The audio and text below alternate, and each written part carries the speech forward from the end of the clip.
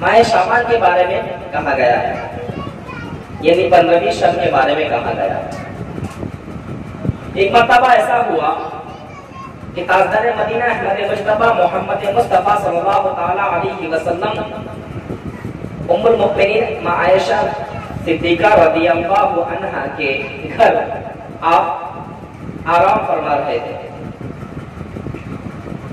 اور اس کے بعد آدھی رات کو اٹھ کر آپ جنت البقیع یعنی بڑی قبرستان، جو ایک قبرستان ہے جنت البقیع کے نام سے مشہور ہے، وہاں جو ہے آپ تشریف لے کر گئے۔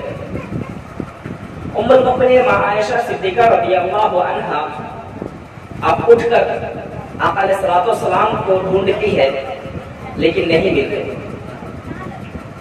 ایسا ہوا کہ جب آپ آقا علیہ الصلوۃ والسلام کو اپنے بستر پر دیکھ نہیں پائے تو آپ جو ہے دوسرے اور آقا علیہ الصلوۃ والسلام کے اور دوسری بیویاں تھیں تو ان بیویوں کے گھروں میں بھی تلاش کیے کہ ہو سکے کہ آقا علیہ الصلوۃ والسلام کسی اور بیویوں کے گھر گئے ہوں گے،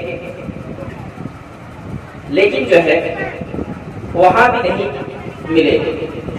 آخر میں پھر جو ہے آپ اسی طرح ڈھونڈتے ماں عائشہ صدیقہ رضی اللہ عنہا آدھی رات کو پہنچ جاتی ہے جنت البقیع اور دیکھتے ہیں تاجدار مدینہ احمد مجتبی محمد مصطفیٰ صلی اللہ تعالی علیہ وسلم جنت البقیع سے تشریف لا رہے ہیں۔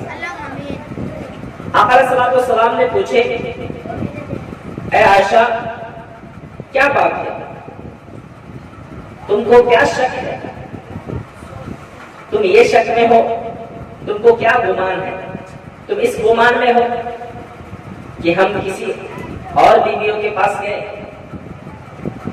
ایسا تھا کہ اس دن جو ہے تاجدار مدینہ صلی اللہ تعالی علیہ وسلم ماں عائشہ صدیقہ رضی اللہ عنہا کے ساتھ وقت بتانا تھا۔ اب ماں عائشہ صدیقہ رضی اللہ عنہا کا اندیشہ ہوا کہ ہو نہ ہو آقا علیہ الصلوۃ والسلام اس رات میرے پاس نہ رہ کے کسی اور بیوی مطلب آقا علیہ الصلوۃ والسلام کے دوسرے بیوی کے پاس جو ہے آپ پہنچ گئے ہیں۔ یہ اندیشہ، یہ شک، یہ گمان ماں عائشہ صدیقہ رضی اللہ عنہا کو پہنچا، اسی لیے آپ ڈھونڈتے جنت البقیع تک پہنچ گئے۔ میرے آقا نبی کریم صلی اللہ تعالی علیہ وسلم نے فرمایا، اے عائشہ تم اس بات پر گمان میں ہو، اس شک میں ہو کہ میں کسی اور بیوی کے پاس گئی، میں دوسرے بیوی کے پاس گیا ہوں، یہ سوچ کر یہ گمان میں تم نکلی ہو؟ تو آقا علیہ الصلوۃ والسلام نے فرمایا کہ نہیں، میں نے جو ہے کسی اور کے پاس کیوں جانا، کیونکہ مجھے اس رات ببرکت والی رات ہے، اس رات میں مبارک والا رات اللہ نے مبارک بات دیا ہے اس رات میں، اسی لیے میں نے اس رات اپنے امتوں کے لیے دعا کرنے کے لیے جنت البقیع میں پہنچ گیا، اپنے امتیوں کی مغفرت کے لیے جنت البقیع پہنچ گیا۔ تو پتہ چلا اس حدیث سے کہ مزارات میں اور یہ کرام کے مزارات میں جانا چاہیے، دعائے خیر کرنا چاہیے، زیارت قبور کرنا چاہیے، قبرستان جا کر زیارت کرنا چاہیے۔ یہ زیارت قبر یعنی قبروں کی زیارت کرنا آقا علیہ الصلوۃ والسلام سے ثابت ہوا، اسی لیے جو ہے جو کوئی بھی اپنے والد ہو، والدہ ہو، اپنے رشتہ دار ہو، اہل اوال ہو، تو وہ اگر انتقال کر گئے تو ان کی قبروں میں جا کر دعائیں خیر کرنی چاہیے اور ان کے مغفرت کے لیے دعائیں کرنی چاہیے۔ اللہ تعالیٰ جو رب کائنات ہے، پوری دنیا کو بنانے والا رب العالمین، وہ رب العالمین ماہ شعبان کے دن پکارتا ہے بندے کو، اے بندے مانگ مجھ سے کیا مانگتا ہے، میں تجھے عطا کرنے والا ہوں۔ لیکن بندہ غافل ہے، غفلت میں ڈوبا ہوا ہے، اسے یاد نہیں ہے اللہ تعالیٰ اسے پکار رہا ہے۔ بندہ ہر وقت جو ہے اپنے ہی فکر میں رہتا ہے کہ مجھے ملے گا یا نہیں ملے گا، لیکن اللہ تعالیٰ فرما رہا ہے کہ بندے اگر صدق کے دل سے اگر مانگتا ہے تو میں اسے عطا کرتا ہوں. صدق کے دل سے مانگنا چاہیے. اگر صدق کے دل سے مانگے گا اور عبادت صحیح کرے گا, ذکر و اشکار کرے گا, تو یقیناً اللہ تعالیٰ جو ہے اس کے ہر مراد کو پورا فرمائے گا. اولیاء کرام بزرگان دین اللہ والے جتنے بھی ہیں ان سب اولیاء کرام کو اللہ تعالیٰ نے وہ مرتبہ عطا کیا کہ وہ دنیا میں جب تک زندے تھے تب تک اللہ کی عبادتیں کرتے تھے, اور اللہ کی عبادتیں کرنے کے بعد پھر اس کے بعد جب دنیا سے چلا جاتا ہے تو اللہ تعالیٰ اس کے جو ہے تمام گناہوں کو معاف کر دیتا ہے, اس کے درجے کو بلند کرتا ہے. اب دنیا والے کوئی بھی ان کے پاس جاتا ہے تو اللہ تعالیٰ ان کے وسیلے سے اس کی مراد کو پورا کرتا ہے, یعنی بندے کی مراد کو پورا کرتا ہے. تو اللہ تعالیٰ اپنے بندوں کی طرف مخاطب ہو کر جو ہے فرما رہا ہے. اگر آپ توجہ سے سنیں گے تو پھر کچھ آگے کہوں گا, نہیں تو جو ہے پھر صلاۃ و سلام پیش کریں گے اور ختم کریں گے. آپ توجہ سے سن رہے ہیں نا انشاءاللہ. تو کہنا یہ ہے کہ اولیاء کرام بزرگان دین جو ہوتے ہیں وہ اللہ والے ہوتے ہیں. اللہ والے کا مقام بہت اعلیٰ ہوتا ہے. ایک مرتبہ ایسا ہوا, ایک بزرگ تھے, وہ اللہ والے بزرگ تھے. اب وہ جو ہے ایک بزرگ اللہ والے بزرگ جو ہے وہ گھر سے نکلے اور سفر میں جو ہے جاتے جاتے ایک قبرستان قریب پہنچ گیا. ایک قبرستان کے قریب پہنچ گیا. اب اس قبرستان کے قریب جب پہنچ گیا, بڑی قبرستان تھا, اب ان کو جو ہے کہیں دور دور تک نظر نہیں آ رہا تھا, کوئی گھر نہیں نظر آیا. اب کیا کریں گے, وہ بزرگ جو ہے رات گزارنے کے لیے اس قبرستان کے قریب میں جو ہے آرام فرمانے لگے.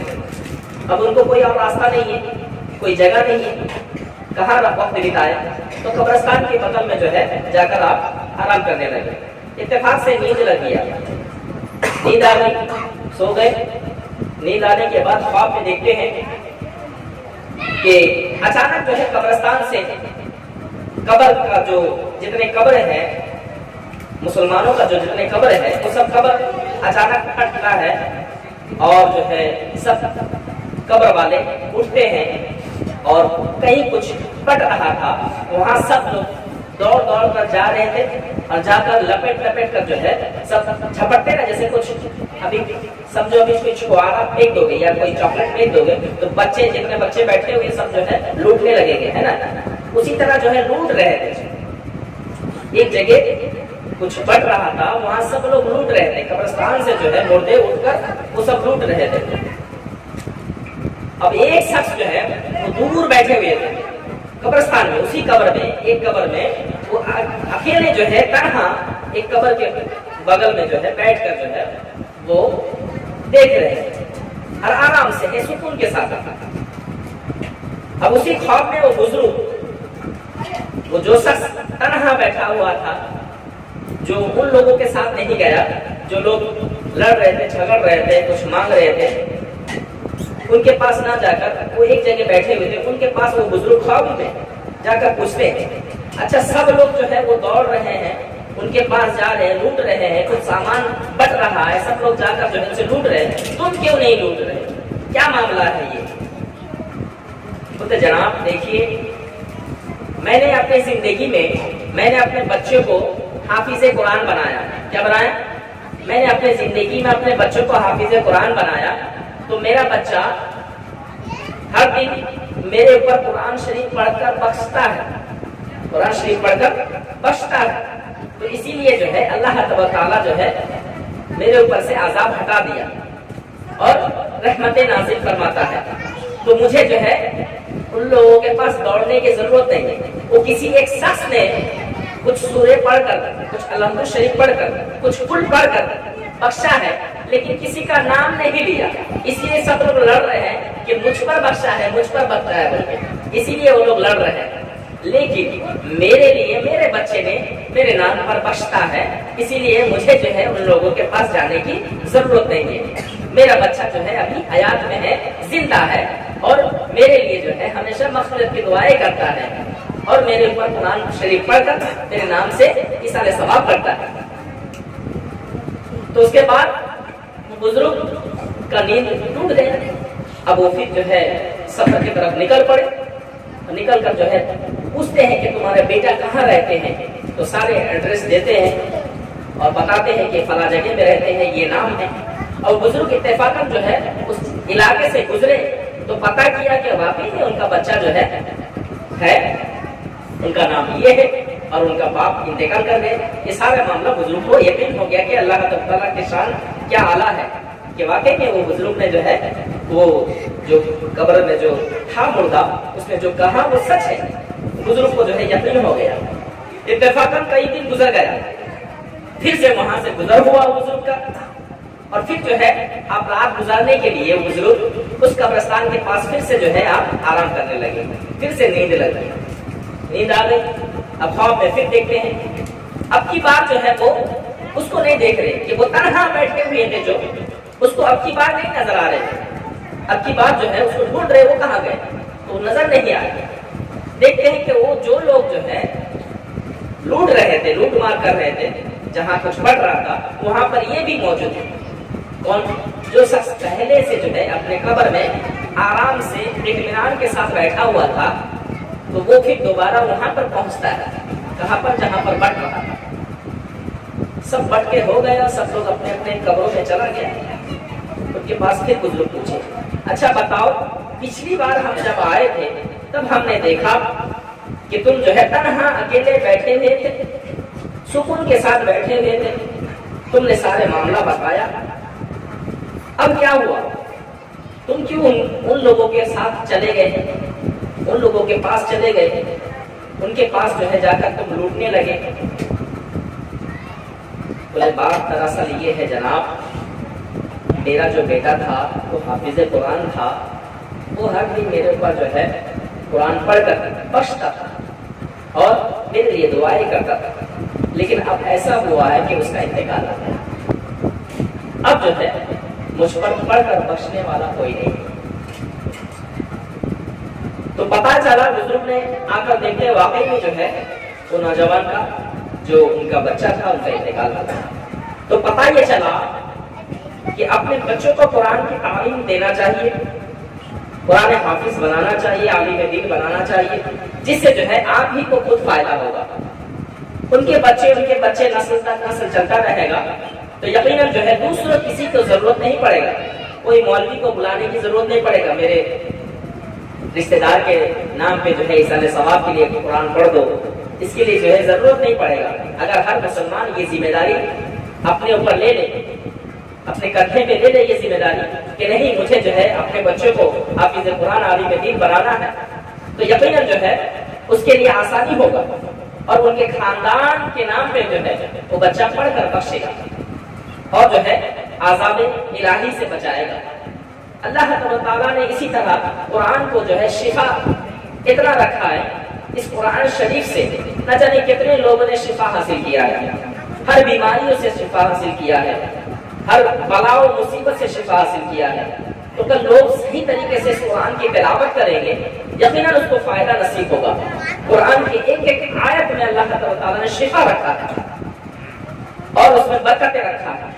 تو بابرکت والا یہ کتاب کلام اللہ، اللہ کے خاص کتاب ہے یہ، یعنی ایک معجزہ ہے یہ کتاب. اور یہ قرآن اور نزل من القرآن ما هو شفاء، اللہ تعالیٰ نے فرمایا میں نے اس قرآن شریف کو رحمت بنا کر نازل کیا، شفا کے طور پر نازل کیا. جو کوئی جو ہے اس قرآن شریف کو صحیح طریقے سے پڑھے گا ان کے جو ہے گھروں میں خیر و برکت ہوگا، بلا مصیبت بھی نہیں ہوگا.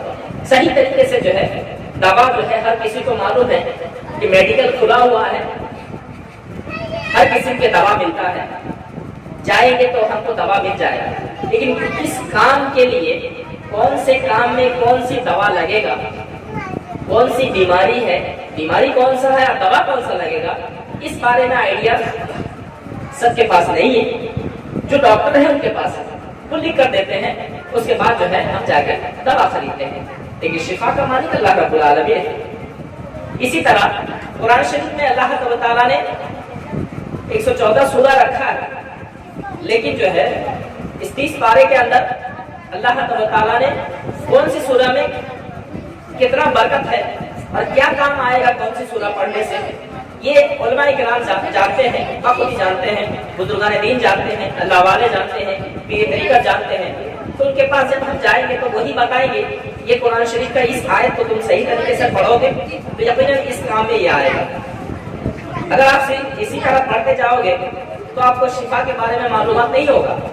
اس کے معلومات کے لیے اللہ والے پیر طریقت بزرگان دین ہیں، ان کے پاس جا کر جو ہے ہمیں حاصل کرنا ہوگا، صحیح جانکاری حاصل کرنا ہوگا کہ ہم کس طرح سے جو ہے پڑھیں گے، اس سے فائدہ کس طرح سے ہمیں حاصل ہوگا.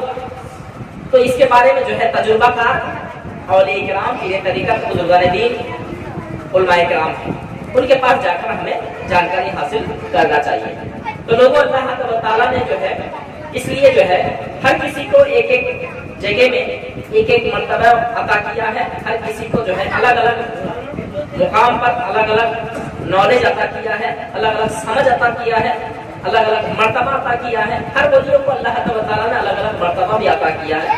اللہ والے پیر طریقت بزرگان دین جو ہوتے ہیں ان کے پاس جو لوگ جاتے ہیں ان سے جو ہے اچھے گفتگو سننے کو ملتا ہے اور ان کو جو ہے روحانی فیض ملتا ہے بزرگان دین کے دربار میں جانے سے.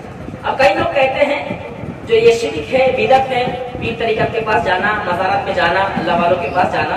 تو میں یہ کہتا ہوں کہ اللہ والے پیر بزرگان دین کے پاس جانے سے یہ کوئی شرک اور بدعت نہیں ہے، بلکہ جو ہے وہاں جا کر آپ یہ دعا کریں کہ اللہ تعالیٰ کے اے ولی، ولی یعنی اللہ کا دوست ہوتے ہیں. اللہ ان اولیاء اللہ لا خوف علیہم ولا هم يحزنون. اللہ تعالیٰ نے قرآن پاک میں فرمایا کہ جو کوئی میرا دوست ہوتا ہے اسے کوئی خوف نہیں ہوتا ہے، کوئی ڈر، کوئی رنج و غم نہیں ہوتا ہے، وہ میرا دوست ہے. اسی لیے اللہ تعالیٰ کا جو دوست ہے پیر طریقت جو مزار والے اللہ والے ہوتے ہیں تو ہم یہ سوچ کر جاتے ہیں کہ آپ اللہ کے دوست ہو، اللہ کے ولی ہو، تو آپ کے دربار میں آئے ہیں، آپ ہمارے لیے دعا کریں کہ ہماری پریشانی مصیبت دور ہو جائے. اللہ سے دعا کریں، یہ نہیں کہ آپ ہی سب کچھ ہو، آپ سے ہی ہم کو سب کچھ ملے گا، یہ کہنا شریک ہے. تو یہ نہیں کہتا کوئی. آپ اللہ کے ولی ہو، آپ اللہ سے دعا کریں. ہم گنہگار ہیں، خطا کار ہیں، ہماری عبادت کرنے کا طریقہ ہمیں معلوم نہیں ہے، ہماری عبادت کو اللہ تعالیٰ قبول کر رہا ہے یا نہیں معلوم نہیں ہے. اسی لیے آپ کو دن بھر رات بھر ساری زندگی عبادت میں گزار دیا، اللہ کا دوست ہو گئے. تو آپ اللہ سے دعا کریں کہ میری بھی پریشانی مصیبت دور ہو جائے اور میری گناہ جو ہے اللہ تعالیٰ معاف کر دے. یہ اللہ سے دعا کریں، یہ بولنا چاہیے اور یہ کہہ کر دعا کرنا چاہیے جو کچھ بھی ہم نے پڑھے ہیں آپ کے جو ہے روح پاک پر ایصال ثواب کے طور پر نذرانہ یا عقیدت پیش کرتے ہیں، اس طرح سے فرمانا چاہیے، اس طرح سے کہنا چاہیے. تو اس طرح سے کہنا کوئی شرک نہیں ہے، کوئی بدعت نہیں ہے. ٹھیک ہے. تو اللہ والوں کے دربار میں، بزرگان دین کے دربار میں مقصد صحیح ہونا چاہیے. اس مقصد سے، صحیح مقصد سے اگر کوئی مانگتا ہے یقیناً اللہ تعالیٰ اس کی مراد کو پورا کرتا ہے. بے شک ساری کائنات کے مالک رب العالمین ہر بندے کی مراد کو پورا کرتا ہے، اس کی ہر دعا کو قبول کرتا ہے، لیکن ذریعہ اولیاء کرام ہے.